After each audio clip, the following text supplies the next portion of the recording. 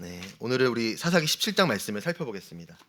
여러분, 사사기 17장을 지금 3주 동안 봤는데 너무 천천히 가는 것 같기도 해요. 근데 참 이 3대, 미가의 엄마, 미가, 또 이 아들, 이 3대가 너무 살펴볼 게 많습니다. 특별히 이 3대가 나오는데 미가의 아들은 대사가 없어요. 그냥 제사장으로 임명만 되지 이 미가의 엄마와 미가에 대한 이야기가 나오는데 사실 근데 둘 다 뭡니까? 부모입니다. 부모. 미가의 엄마는 미가의 부모죠. 그렇죠? 그리고 이 미가는 이 아들의 부모입니다. 여러분, 미가는 청소년 아이가 아니라요. 중년의 남성입니다. 아마 중년 넘어갔을 수도 있거든요. 네. 그러니까 우리가 자녀 하니까 막 미가가 막 고등학생 뭐 그런 느낌인데 장년이에요. 장년. 장성한 아들인데 어쨌든 좀 이 새 좀 살펴볼 게 많이 있고 또 이 부모에 관한 이야기가 참 많이 나오기 때문에 우리가 더 좀 세심하게 이 부분을 좀 다루고 넘어가려고 합니다. 그래서 오늘까지 이 미가의 가정을 살펴보고 그 다음에 나온 이야기가 이 레위인 청년에 관한 이야기예요. 레위인 청년을 이렇게 고용하는 이야기인데 그것을 이어서 살펴보겠습니다. 여러분, 지난 시간에 살펴본 것처럼 이 미가의 엄마는 어떤 신앙생활을 했냐면요, 은혜 중심이 아니라 공로주의에 입각한 신앙생활을 했습니다. 그러니까 이런 거죠. 하나님, 제가 이거 할 테니까 이거 해주세요. 또는 하나님 이렇게 해주시면 제가 이렇게 하겠습니다. 여러분, 이 둘의 차이는 뭡니까? 선불이냐 후불이냐 차이인 거지 똑같이 공로주의에 입각한 신앙생활. 그러니까 내가 하나님께 뭔가를 하고 받고 기브 앤 테이크의 신앙생활을 했다는 거예요. 왜냐하면 마음에 걱정과 두려움과 염려가 있었기 때문입니다. 여러분, 마음에 걱정과 두려움이 있는 사람들은요, 그걸 빨리 해소시키고 싶어 해요. 근데 믿음으로 해소되는 건 시간이 오래 걸리잖아요. 그렇죠? 믿음은 자라나는 거기 때문에 단기간에 되는 게 아니거든요. 그러니까 빨리 해소하고 싶으니까 그 방법을 뭐로 찾냐면요, 덕을 쌓는 걸로, 공로로 그 방법을 찾을 때가 많이 있습니다. 그러니까 내가 뭔가 일이 안 되면 헌금을 안 해서 그런가? 아니면 내가 뭔가를 하려고 할 때 내가 예배를 많이 나가면 잘해 주시는 거 아닐까? 그 마음에 있는 불안함을 이 공로로 덮으려 한다는 거죠. 마치 미가의 엄마가 저주를 뭘로 덮습니까? 축복으로 덮는 것처럼. 그러니까 계속 이 마음의 걱정과 두려움이 미가 엄마의 안에 있는 거예요. 내가 저주를 했는데 이 저주들 아들에게 임하면 어떡하지? 입이 문제야, 입이 문제야. 또 이 미가가 중년의 남성이잖아요. 그러니까 아내가 있고 자녀가 있는데 내 이 입방정 때문에 며느리와 손자에게 뭐 안 좋은 일이 생기면 어떡하지? 그러니까 그런 걱정과 마음의 두려움이 마음에 있으니까 그걸 해소하려고 어떻게 합니까? 헌금하죠. 얼마를? 은 1,100개를. 또 그 돈으로 은신상을 만들어 하나님을 섬기겠다고 하는. 그러니까 뭐라도 해야 마음이 편하고 뭐라도 해야 하나님이 나를 좀 굽어 살피시고 이쁘게 봐주시지 않을까 하는 그런 마음 때문에 이 행위 중심의 공로주의에 입각한 신앙생활을 했다는 거예요. 여러분, 기억하셔야 됩니다. 공로주의는요, 불안에서 시작이 됩니다. 불안하면 공로주의로 가요. 우리는 제가 말씀드렸죠. 제가 좋아하는 선생님이 군대 갈 때 마음이 불안하니까 어떻게 합니까? 창세기를 읽겠습니다. 창세기랑 군대가 무슨 상관이에요, 그렇죠? 차라리 군대 읽으면 에스겔서를 읽던지, 그렇죠? 마른 뼈가 살아나니까. 그래서 막 내가 이거 읽으면 이 선생님 잘 갔다 올 것 같은 거예요. 불안이 공로주를 낳아요. 그래서 신앙의 승부처는 어디 있냐? 불안과 염려를 어떻게 관리하는가에 따라 달려 있습니다. 즉, 사단이 우리 마음에 뿌려놓은 이 가라지, 불안과 염려를 내가 어떻게 관리하는가에 따라서 내 신앙이 공로주의로 갈 수도 있고 은혜 중심의 신앙생활을 할 수도 있다는 거예요. 여러분, 그래서 성경은 이 불안을 어떻게 다룰 수 있는지를 이야기하고 있습니다. 우리 디모데후서 1장 7절 말씀을 같이 한번 읽습니다. 시작. 하나님이 우리에게 주신 것은 두려워하는 마음이 아니요 오직 능력과 사랑과 절제하는 마음이니. 네, 요한복음 말씀도 읽어볼게요. 시작. 평안을 너희에게 끼치노니 곧 나의 평안을 너희에게 주노라. 내가 너희에게 주는 것은 세상이 주는 것과 같지 아니하니라. 너희는 마음에 근심하지도 말고 두려워하지도 말라. 네, 제가 지난주에 말씀 딱 전할 때 되게 놀랐던 게 김혜령 지사님 기도하셨잖아요. 그때 이 말씀을 하셨어요. 너희를 향한 나의 생각을 내가 안 하니 평안이요 재앙이 아니니라. 너희에게 미래와 희망을 주는 것이니라. 여러분, 하나님 어떤 분이시죠? 두려움과 걱정과 염려를 주시는 분이 아니라 능력과 사랑과 절제와 평안과 미래와 희망을 주시는 분이 하나님이세요. 그러니까 두려움과 걱정과 염려는 사단의 전략, 사단의 무기인 거지 하나님 주시는 게 아니라는 거예요. 그러니까 그런 하나님의 생각, 하나님의 계획, 하나님의 속성을 믿음으로 그것을 믿음으로 입각해서, 이 말씀에 입각해서 두려워하는 나 자신을 향해서 선포해야 한다는 거예요. 여러분, 어떻게 선포해야 합니까? 아니야, 내 인생은 내가 걱정한 대로 되지 않을 거야. 아니야, 우리의 가정은 지금보다 더 사랑하고 존중하고 행복할 거야. 우리 자녀들은 하나님의 자녀로 몸도 마음도 영도 건강하게 자랄 거야. 하나님은 능력의 하나님이고 사랑의 하나님이고 평안과 능력과 미래와 희망과 절제를 주시는 하나님이야.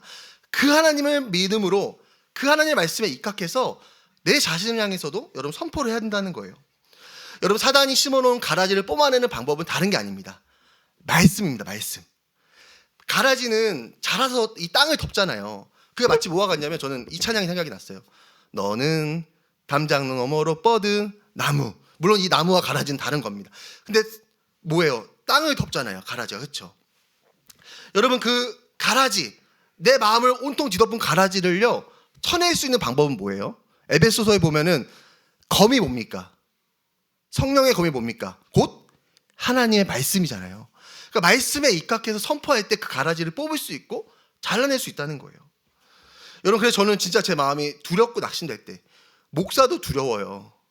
여러분, 목사는 뭐 날개가 있습니까? 목사 똑같습니다. 똑같이 두렵고 똑같이 염려하고 똑같이 죄짓고 똑같은 사람입니다.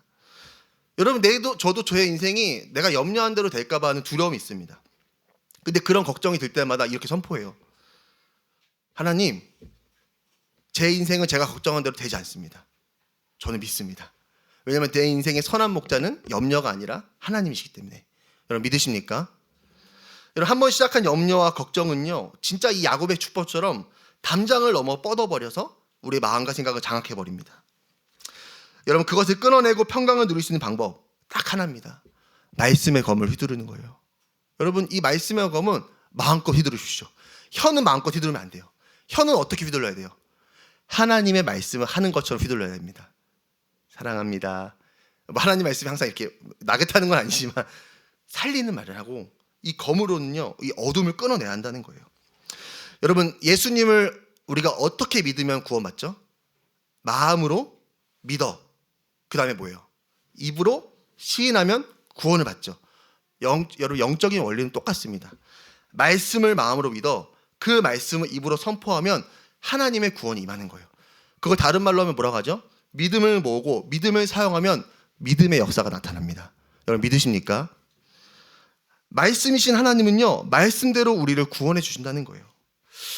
여러분, 하나님의 백성인 우리는 시간 관리해야 되고요, 체력 관리해야 되고요, 재정 관리도 해야 되지만 두려움과 염려도 관리하셔야 돼요.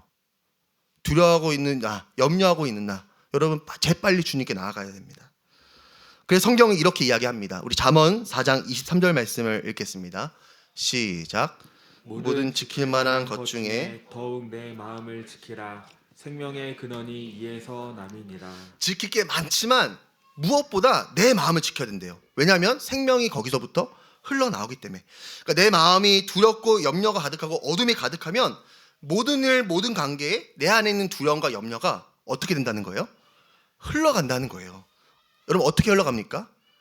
표정으로 흘러갑니다. 말투로 흘러가고요, 분위기와 태도로 어두움이 흘러갑니다. 여러분, 그래서 내 마음도 죽고 다른 사람을 죽일 수도 있기 때문에 성도는 뭘 관리해야 되는 거예요?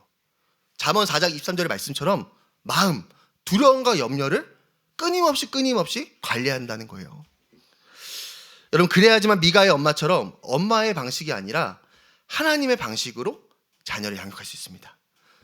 두려우니까 엄마의 방식으로 양육하잖아요. 막 축복해주고 은신자 만들고 다 틀렸거든요. 다 틀려. 열심은 있는데 하나님 기억하는 열심이 아닌 거예요. 하나님의 방식으로 양육하고 하나님 주어진 삶을 하나님의 방식으로 살아갈 수 있다는 거예요. 저는 우리 모두가 이 두려움과 염려로 우리의 마음을 빼앗기는 게 아니라, 사라로운 감정에 우리의 마음을 빼앗기고 하루를 빼앗기는 게 아니라, 제가 전에 말씀드렸지만 나를 위해 충분히 기도하시고 또 하나님의 말씀을 스스로에게 선포하심으로 이 하나님 주신 좋은 것들을 누릴 수 있기를 우리 예수님의 이름으로 축복합니다. 이처럼 이 미가의 엄마는요 이 아들에게 저주가 임하지 않게 하려고 두 가지를 했죠. 저주를 축복으로 덮었고 또 아들을 위해서 은신상을 만듭니다. 다 틀려서 땡땡이에요. 다 하면 안 되는 것들을 한 거예요. 그리고 그렇게 엄마가 은신상을 만들자 이 아들 미가가 어떻게 하냐면요. 우리 5절 말씀을 같이 한번 읽겠습니다. 시작. 그 사람 미가에게 신당이 있으므로 그가 에봇과 드라빔을 만들고 한 아들을 세워 그의 제사장으로 삼았더라. 네, 5절에 보니까 미가에게 그 사람 아들, 그러니까 그 아들 미가에게 신당이 있으므로라고 하는데 이 신당이란 말이 베이트 엘로힘이라고 해서 히브리어로 베이트는 집이고요. 엘로힘은 하나님 또는 신들을 의미합니다. 그러니까 미가의 엄마가 하나님을 형상화해서 은신상을 만들자 미가가 그것을 섬기기 위해 뭘 했냐? 하나님의 집, 곧 신당을 자기 집에다가 세웠다는 거예요. 쉽게 말해, 여러분 그런 말 아시죠? 그 여자 작사, 그 남자 작고, 네 그런 것처럼 그 엄마 제작, 그 아들 기획. 네, 저는 되게 이게 내가 엄청난 발견했고 생각했는데 다들 당연한 거 아니야 이런 생각하시는 것 같은데. 네. 그러니까 엄마가 우상을 딱 제작하자, 컨텐츠를 제공하자 아들이 뭐 한 거예요? 인프라를 구축한 거예요. 그래서 오늘 말씀 보면 이 미가가 은신상을 딱 신당에 둔 다음에 뭐 합니까? 무엇을 만들죠? 에봇과 드라빔을 만듭니다. 우리 사진 한번 보여주시면 에봇은 우리가 잘 아는 것처럼 이스라엘 제사장이 이 제사장 옷 위에 있는 조끼입니다. 조끼. 여러분 이 조끼에는 이스라엘 12지파를 상징하는 보석이 달려 있어요. 그리고 그 안에는 뭐가 있냐? 하나님의 뜻을 구하고 물을 수 있는 우림과 둠빔이 이 안에 들어 있습니다. 네. 그러니까 하나님의 뜻을 물을 때 사용하는 도구 그 인 에봇을 만들었다는 거예요. 드라빔 뭐냐면 드라빔은 이방인들이 집안에 두는 가정용 우상이 이 드라빔입니다. 여러분 그런데 이 드라빔도 똑같아요. 이방인들이 점칠 때 사용하는 점술 도구가 이 드라빔인 거예요. 둘 다 뭡니까? 뜻을 구하는 도구입니다. 그러니까 뜻을 구하는 도구를 에봇과 드라빔을 이 미가가 만들었다는 거예요. 그리고 나서 여러분 도구를 만들었으면 이 도구를 운영할 사람이 필요하잖아요. 그렇죠? 그래서 제사장을 세우는데 누구를 제사장으로 세우죠? 자기의 아들 중 하나를 택해서 제사장으로 삼습니다. 우리 한번 따라해 보겠습니다. 엉망진창. 여러분 제사장은 누구만 될 수 있어요? 레위인 중에서 누구? 오직 아론의 후손만 제사장이 될 수 있습니다. 그러니까 모세의 형인 아론의 이 후손만 제사장이 될 수 있고요. 레위인이라고 해서 다 제사장이 될 수 있는 건 아니에요. 근데 이 미가의 아들은 레위인도 아니고 제사장도 아닙니다. 아론의 후손도 아닙니다. 그런데 아무것도 아닌 이 사람을 자기 마음대로 미가는 하나님을 예배할 수 있는 곳을 만든 다음에 하나님의 뜻을 구할 수 있는 이 에봇과 말도 안 되는 드라빔을 같이 갖다 놓고 그것을 운영할 수 있는 자기 아들을 운영할 수 있도록 이 성막의 제사장으로 삼았다는 거예요. 쉽게 말해 뭐냐면 성막에 가지 않고 집에서도 제사하고 집에서도 하나님의 뜻을 구할 수 있는 예배 시스템, 종교 시스템을 구축한 겁니다. 여러분 그런데요. 성경을 보면 하나님은 출애굽한 이스라엘 백성들이 가나안 땅에 들어가서 어디서 예배해야 하는지를 가르쳐 주셨어요. 우리 그 말씀이 신명기에 나와 있는데 우리 좀 길지만 다 같이 한번 읽어봤으면 좋겠습니다. 우리 신명기 12장 1절부터 8절까지 말씀 시작. 내 조상의 하나님 여호와께서 내게 주셔서 차지하게 하신 땅에서 너희가 평생에 지켜 행할 규례와 법도는 이러하니라. 너희가 쫓아낼 민족들이 그들의 신들을 섬기는 곳은 높은 산이든지 작은 산이든지 푸른 나무 아래든지 방문하고 그 모든 곳을 너희가 마땅히 파멸하며 그 제단을 헐며 주상을 깨뜨리며 아세라상을 불사르고 또 그 조각한 신상들을 찍어 그 이름을 그곳에서 멸하라. 너희의 하나님 여호와께서 너희가 그처럼 행하지 말고 너희의 하나님 여호와께서 자기의 이름을 두시려고 너희 모든 지파 중에서 택하신 곳인 그 계실 곳으로 찾아 나아가서 너희의 번제와 너희의 제물과 너희의 11조와 너희 손의 거제와 너희의 서원제와 낙헌 예물과 너희 소와 양의 처음 난 것들을 너희는 그리로 가져다가 드리고 거기 곧 너희의 하나님 여호와 앞에서 먹고 너희의 하나님 여호와께서 너희의 손으로 수고한 일에 복 주심으로 말미암아 너희와 너희의 가족이 즐거워할지니라. 우리가 오늘 여기에서는 각기 소견대로 하였거니와 너희가 거기에서는 그렇게 하지 말지니라. 아멘. 가나안 땅에 들어가면 그 사람들은 가나안 주민들은 어떻게 예배하는 거예요? 높은 산이나 작은 산이나 푸른 나무 아래나 집이나 자기가 원하는 데서 예배하는데 너희는 어떻게 하라? 그렇게 하지 말고 오직 하나님이 자기 이름을 두시려고 택하신 곳을 찾아가서 예배를 드려라. 거기서 제사도 11조도 하나님의 뜻을 구하고 분별하는 것도 다 하나님 택하신 장소에 가서 하라고 말씀하셨다는 거죠. 여러분 광야에 있을 때는요 이동을 해야 하기 때문에 어쩔 수 없이 예배하는 장소가 바뀝니다. 이동하다 성막 치고 이 성막을 중심으로 텐트를 친 다음에 예배를 드리기 때문에 장소가 바뀌어요. 그러나 가나안에 정착해서는 이제는 어떻게 해야 되는 거예요? 하나님이 택하신 곳에 가서 예배해야 되는 거예요. 여러분 이걸 우리가 성소중앙 사상이라고 이야기합니다.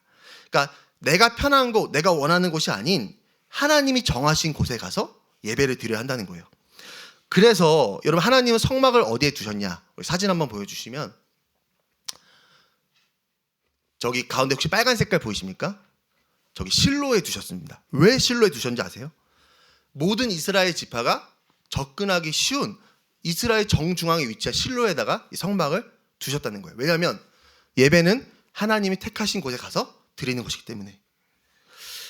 즉 하나님은 내 백성 이스라엘이 가나안 족속처럼 자기 집에서 예배하는 것을 기뻐하지 않으시고 택하신 곳에서 찾아가기를 원하셨다는 거예요. 물론 이 사무엘상에 보면 이런 말씀이 있습니다. 우리 사무엘상 9장 14절 말씀을 읽겠습니다. 제가 한번 읽어드릴게요. 그들이 성읍으로 올라가서 그리로 들어갈 때 사무엘이 마침 산당으로 올라가려고 마주 나오더라. 여러분 사무엘 시대에 보면 사람들은 어디서 예배 드렸냐면요 산당에 가서 예배를 드렸어요. 왜 산당에 가서 예배를 드렸냐면은 우리가 잘 알고 있는 것처럼 여러분 사무엘서에 딱 들어가면 등장하는 제사장이 누굽니까? 엘리 제사장이 등장하죠. 엘리의 두 아들이 누구죠? 홈리와 비나스입니다. 이 홈리와 비나스가 블레셋과 전쟁을 하는데 전쟁에서 밀리는 거예요. 그래서 어떻게 하죠? 실로에 있는 하나님의 집에 가서 하나님의 언약궤를 들고 전쟁에 나갑니다. 갔는데 어떻게 돼요? 패해요. 패하고 어떻게 됩니까? 언약궤를 빼앗깁니다. 여러분 그러면서 그 언약궤가 이 하나님의 임재를 상징하는 게 언약궤인데 그 언약궤가 블레셋 땅에 7개월 동안 돌아다니다가 다시 이스라엘 땅에 돌아옵니다. 근데 정착을 못하고 어떻게 돼요? 막 오베데돔의 집에 갔다가 막 이리저리 돌다가 약 70여 년에서 100년 동안 방황하다가 다윗이 왕이 되면서 예루살렘 성에 안치가 됩니다. 여러분 그러면서 사람들은 뭐예요? 언약궤가 없는 실로에 굳이 갈 필요가 있냐는 거예요. 여러분 팥이 없는 팥빵은 팥빵입니까 아닙니까? 아니죠. 앙금이 없는 호빵은 호빵이 아닌 거죠. 그러니까 임재를 상징하는 언약궤가 없는데 실로에 갈 필요가 뭐 있냐 하면서 그때부터는 실로에 가지 않고 산당에 모여서 하나님께 예배드리는 이 산당 제사 문화가 생기게 되었다는 거예요. 여러분 이해되십니까? 그러나 이거는 이후에 일어난 일입니다. 그건 아주 특별한 경우인 거고 하나님께서 자기 백성에게 예배하라고 하신 곳은 어디냐? 택하신 곳인 실로. 거기 가서 예배하고 거기 가서 하나님이 정하신 질서와 구조 안에서 제사를 드리라고 말씀하셨다는 거예요. 여러분 이 미가의 집에서 실로는 가깝습니다. 왜냐하면 실로가 에브라임 산지에 있었거든요. 정말 가까이 있었는데 이 미가는 그렇게 하지 않습니다. 그러니까 이 미가는 자기 집에다가 우리식으로 하면 교회를 세운 거예요. 세우고 또 신학교도 나오지 않는 자기 아들에게 생각해보면 미가도 권한이 없거든요. 목사 한 수를 줍니다. 제가 비행기에서 목사 한 수 받았다는 분은 얘기는 들어봤어도 이런 아무 권한이 없는 사람이 이렇게 주는 얘기는 처음 들어봤어요. 또 은신상을 하나님이라 생각하며 예배하는 사사기 17장 6절에 보면은 자기소견이라는 말이 나오거든요. 그러니까 이 미가는 진짜 자기소견에 오른 대로 신앙생활하고 행동을 했다는 거예요. 여러분 진짜 엉망진창 아닙니까? 아니 지가 뭔데 안수를 줘요. 그렇죠?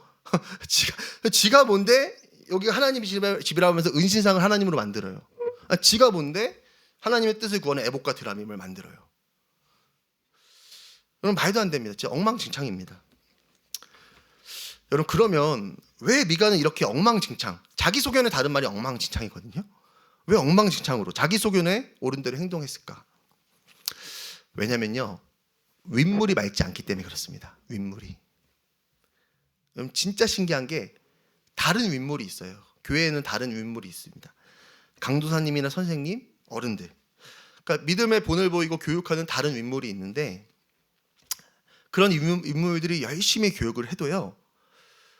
집에서 엄마나 아빠가 보인 행동 하나, 말 한마디, 표정 하나가 훨씬 더 영향이 큽니까 적습니까?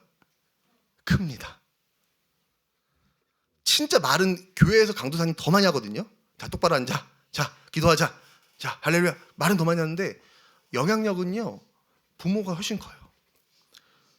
왜냐하면 이 부모와 자녀는 영적인 파이프가 연결되어 있거든요. 영적인 파이프가 연결되어 있어요. 그래서 이 영향력이 얼마나 크냐면 교회에서 한 모든 교육과 노력과 시도가 수포로 돌아갈 만큼 영향력이 큽니다. 여러분 교회에서 아이들에게 정말 열심히 신앙의 내용을 가르치고 신앙의 자세를 가르치고 신앙의 길을 가르쳐도요. 부모가 주일에는 이 미가처럼 에봇을 입고 있고 평일에는 드라빔을 들고 있으면 도로암이 타버립니다. 여러분 미가의 뜻, 이름의 뜻이 뭐냐면 여호와 같은 이가 없다는 거예요. 직역하면 여호와 하나님 최고다 이겁니다. 하나님 최고 이거예요. 근데 아들의 이름은 하나님 최고라 지어놨는데 엄마가 매일 불안하고 표정이 안 좋아. 그래서 그 불안 달래려고 막 공로를 쌓기 위해 신앙생활을 해요. 그러면 교회에서 아무리 열심히 가르쳐도 그 모든 교육과 노력이 헛수고가 될 만큼 부모의 영향력이 막대하다는 거예요. 지대하다는 거예요. 여러분 그래서 저는 미가가 이렇게 엉망진창으로 자기소개는 어른들 행동한 데에는 부모의 지분이 51%가 있다 생각합니다. 50% 아니에요. 몇 프로? 51%. 왜 51%입니까? 승부처는 다른 곳이 아니라 가정에 있기 때문입니다. 가정에서 어떻게 하는가에 따라 이 아이의 인생이 결정되기 때문이에요. 여러분 미가가 자기 부인하는 삶을 살 수도 있었고 자기 속에는 어른들 삶을 살 수도 있었습니다. 근데 그게 어디서 결정이 난 거예요? 교회 교육이 아니라 가정 교육에서 결정이 났다는 거예요. 물론 이 미가는 청소년이 아니라 장성한 자녀를 두는 어른입니다.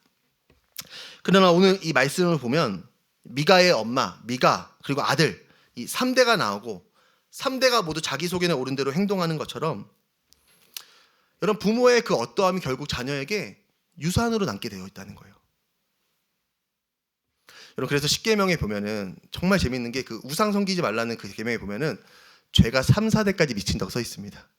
그러니까 부모의 그 어그러짐, 부모의 그 자기 소견에 옳은 대로 행동하는 모습, 기분파, 그 어떤 망가진 것, 그것들이요 자녀에게 그대로 흘러갈 수밖에 없다는 거예요. 여러분 십계명 중 이 하나님과 관련된 계명을 제외하고 제일 첫 번째 나오는 계명이 뭐죠? 제5계명, 내 부모를 공경하랍니다. 여러분 여기서 이 공경하라는 말이 히브리어로 카보드예요. 이 카보드라는 단어는 언제 사용되냐면 하나님의 영광을 설명할 때 사용되는 단어가 카보드입니다. 그래서 우리가 카보드의 영광 이런 말 많이 하잖아요. 즉 부모를 공경한다는 건 하나님의 영광, 하나님의 임재만큼 무겁게 여기고 중요하게 여기는 게 부모 공경이에요. 왜 부모님을 그만큼 무겁게 하나님만큼 중요하게 생각해야 됩니까? 부모는 하나님의 가정에 보내신 하나님의 대리자거든요. 하나님께서 이 가정에 승부처로 결승골을 넣을 수 있는 존재로서 이 부모를 보냈기 때문에 그만큼의 책임과 그만큼의 존경을 하나님이 함께하게 하셨다는 거예요. 여러분 부모의 자리는 영광의 자리면서 동시에 책임의 자리입니다. 책임의 자리. 하나님은 그런 책임의 자리로 우리를 부르신 거예요. 여러분 그래서 우리는 더 철저히 오늘 이 미가와 미가의 엄마처럼 내 마음대로 신앙생활하면 안 됩니다. 여러분 믿으십니까? 내 마음대로 신당 지으면 안 되고요. 내 마음대로 은신상 만들면 안 되고요. 애복과 드라빔 두고 제사상 두면 안 되고 하나님이 자기 이름을 위하여 택하신 곳에 가서 하나님이 가르쳐 주신 대로 신앙생활을 해야 돼요. 예수님이 이렇게 말씀하셨죠. 나는 마음이 온유하고 겸손하니 나의 멍에를 메고 내게 배우라. 그리하면 너희 마음이 쉼을 얻으리니. 여러분 이 말씀처럼 신앙생활은 경험이나 느낌, 내가 생각하는 대로 하는 게 아니라 하나님 말씀에 나를 맞추는 겁니다. 아니 어떻게 그러면은 내 자녀와 자녀 3대까지 저주가 아니라 축복이 흘러가게 할 수 있는가? 1000대까지 흘러가게 할 수 있는가? 하나님 말씀에 나를 맞추면 돼요. 어떻게 하는 게 바른 양육이지? 자녀 양육이지? 하나님 말씀대로 부모가 살아가면 됩니다. 여러분, 저는 이걸 믿습니다. 말씀을 지키면 말씀이신 예수님이 세상으로부터 우리 자녀들을 지키시고 그 자녀의 자녀를 지켜주신다. 여러분 믿으십니까? 여러분 진짜 딴 거 없어요. 그냥 말씀대로 살면은 됩니다. 저는 새롭게 시작하는 이 한 주간 삶이 말씀의 날을 맞춤으로 맑은 물을 흘려보내실 수 있는 우리 모두가 될 수 있기를 예수님의 이름으로 축복합니다. 여러분, 그렇다면 미가가 자기속에는 옳은 대로 행동한 49%의 이유는 뭘까요? 우리 4절과 5절 말씀을 같이 한번 읽겠습니다. 시작. 어머니가 그 은 200을 가져다가 은장 3개에게 주어 한 신상을 새기고 한 신상을 부어 만들었더니 그 신상이 미가의 집에 있더라. 그 사람 미가에게 신당이 있으므로 그가 에봇과 드라빔을 만들고 한 아들을 세워 그의 제사장으로 삼았더라. 그러니까 4절과 5절을 보니까 미가가 신당을 세우고 하나님의 뜻을 구하기 위한 도구를 2개 준비하는데 에봇과 드라빔을 준비하죠. 근데 이 에봇은 잘 알고 있는 것처럼 하나님께 뜻을 물을 때 사용하는 게 맞아요. 근데 이 드라빔은 우상에게 뜻을 구할 때 사용하는 거기 때문에 그러니까 미가와는 전혀 상관이 없는 물건이거든요. 이방인들의 물건이에요. 근데 미가가 이것을 가져와서 하나님의 뜻을 구합니다. 이게 뭐냐면 미가가 이방인의 종교와 문화에 영향을 받은 거예요. 신앙의 경계가 모호해지고 기준이 무너졌다. 왜? 같이 살다 보니까 어떻게 된 겁니까? 가랑비에 옷이 젖듯이 그들의 생각과 그들의 사고가 신앙의 기준이 내 기준이 되고 물들었다는 겁니다. 여러분, 우리가를 보내신 자리, 있게 하신 자리에서 어떤 삶을 살아야 되죠? 선한 영향력을 끼치는 삶을 살아야 됩니다. 근데요, 그에 못지않게 중요한 게 있어요. 세상의 악한 것으로부터 영향을 받지 않는 것도 중요합니다. 끼치는 것만 생각하면 안 돼요. 받지 않는 것도 중요합니다. 여러분, 왜 까마귀가 노는 곳에 백로야 가지 말라고 합니까? 가면 묻거든요. 지키는 것도 중요해요.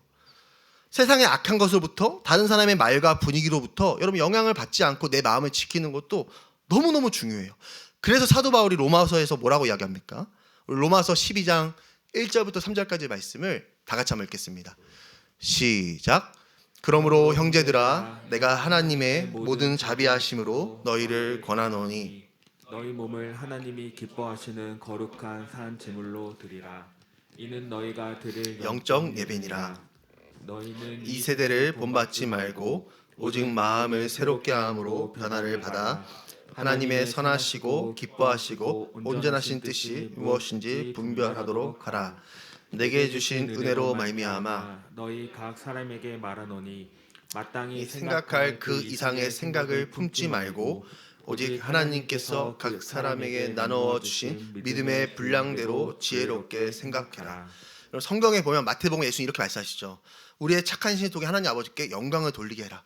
여러분, 성향 영향력을 끼치는 거 정말 중요합니다. 그러나 그것만 중요한 게 아니라 세상의 가치관에 물들지 않는 것, 다른 사람의 어둠과 죄악과 부정적인 말과 그 분위기에 휩쓸리지 않는 것도 굉장히 중요하고 하나님은 중요하게 생각하신다는 거예요. 여러분, 그런데 우리가 이걸 알지만 어떻습니까? 실상은 여러분, 매일 같은 공간에서 부대끼고 부정적인 말을 하는 사람과 같이 있다 보면 영향을 받습니까? 안 받습니까? 받아요. 안 받을래야 안 받을 수가 없습니다. 떡을 옮기다 보면 뭐가 묻어요? 콩고물이 묻잖아요. 그렇죠? 여러분, 고깃집에 들어갔다 오면 옷에 뭐가 맵니까? 고기 냄새가 배는 것처럼 여러분, 이 미가 보세요. 미가 엄마랑 같이 있고 있다 보니까 그 이방 민족의 영향을 또 받으니까 어떻게 하고 있어요? 한 손엔 에봇, 한 손에는 드라빔을 들고 있잖아요. 여러분, 그런 것처럼 같이 있다 보면 나도 모르는 사이에 세상적인 문화와 부정적인 분위기에 영향을 받아서 동화가 된다는 거예요.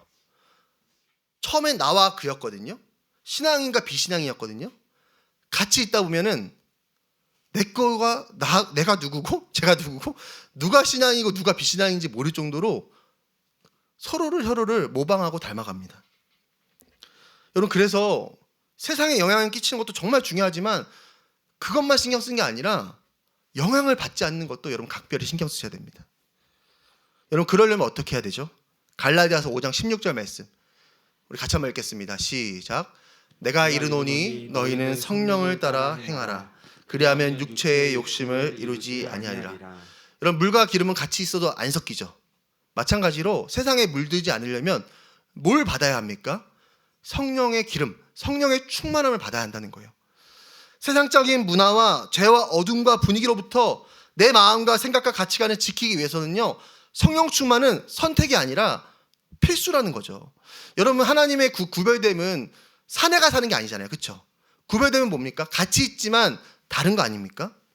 세상 속에서 구별되게 하나님 원하신 거 아닙니까? 여러분, 그러려면요, 진짜 우리가 성령 충만을 사모해야 한다는 거예요. 여러분, 저는 이 요한복음에 나온 예수님의 그 말씀의 구조가 참 저는 그 의미가 있다고 생각합니다. 요한복음에 보면요, 성령에 관한 말씀을 예수님이 하세요. 여러분, 이건 외워두시면 좋습니다. 성령에 관한 내용이 14장, 15장, 16장이 나옵니다. 요한복음 14, 15, 16장에서 성령에 대한 언급을 하세요. 그리고 나서 17장에서 예수님께서 제자들을 위해 기도하십니다. 그때 무슨 기도를 하시는지 아세요? 우리 17장 15절 16절 말씀 시작. 내가 비옵는 것은 그들을 세상에서 데려가시기를 위함이 아니요 다만 악에 빠지지 않게 보존하시기를 위함이니이다. 내가 세상에 속하지 아니하였지 그들도 세상에 속하지 아니하였나이다. 아멘. 여러분, 예수님 무슨 기도하시죠? 제자들을 위해서 세상에 속하지 않도록, 세상에 물들지 않도록 기도하십니다. 근데 그 기도를 언제 하셨어요? 성령에 대해 가르치신 다음에, 보혜사 성령을 이야기하신 다음에 제자들을 위해 기도하신 거예요. 여러분, 세상의 악한 영향에 물들지 않기 위해서는요, 성령의 기름, 성령의 충만, 성령님이 오셔서 내 안에 다스려 주셔야지만 여러분, 이 세상으로부터 구별된 삶을 살 수 있는 겁니다. 여러분, 그래서 성도에게는요, 성령 충만은 선택이 아니라 필수입니다. 여러분, 우리는 지난 3주 동안 이 미가의 가정의 이야기를 살펴봤어요. 여러분, 세 가지가 저는 연결되는 것 같습니다. 첫 번째, 여러분 스스로를 위해 중보하셔야 됩니다. 참된 중보자는요, 나를 위해 기도하지 않은 사람이에요. 가정, 나라, 교회, 그 다음이에요. 내가 살아야, 내가 깨어나야 중보하죠. 나를 위해 중보하십시오. 두 번째는 뭐예요? 하나님의 말씀에 입각해서 여러분 선포해야 합니다. 아니야, 내 삶은, 내 인생은, 우리 가정은 내가 염려한 대로 되지 않을 거야. 여러분, 선한 목자는 자기 양을 위해 목숨을 버린다고 성경에 써 있잖아요. 저는 그 말씀을 믿습니다.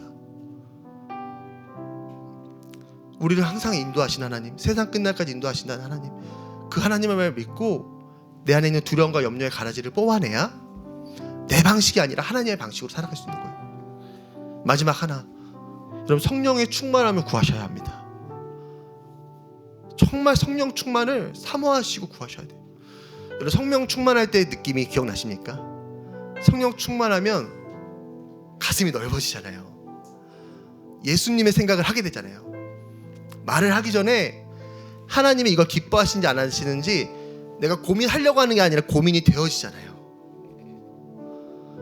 그럼 그게 없으면요, 구별된 삶을 살아갈 수가 없어요. 지킬 수가 없어요. 여러분, 사단을 보니까 사단은 절대 하루아침에 우리의 마음을 무너뜨리진 않더라고요.